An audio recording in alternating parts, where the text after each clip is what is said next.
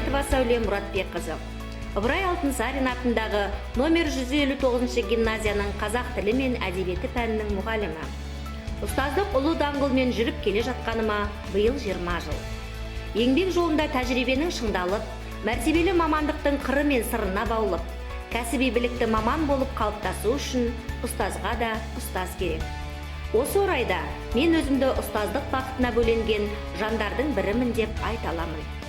Себебі мені еңбек жолына Қазақстанның тұңғыш еңбек ері, Алтын жұлдыз, Отан ордендерінің иегері Миразова Аягүл Төреқызы шамшырақ болып, ұлы жолға салды.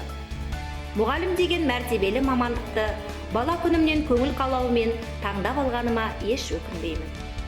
Күн сайын өзгеріп отырған заманда уақыт ағымынан қалмай, қоғамға бейімделе білу үлкен жауапкершілік екенін сезінемін. Мектепте шәкірттерге білімнің білігін себетін ұстаз болсам, отбасында 4 бірдей қызғалдақтай қыздарыма тәрбие тәлімін егетін анамын. Жолдасым отан қорғаушы, әскери қызметкер. Біз отбасында балаларымыздың рухы биік, ұлтжанды, қазақы ұлттық құндылықтармен тәрбиеленуіне, тарихқа тағзым ете білетін патриот болып өсуіне ерекше мән береміз.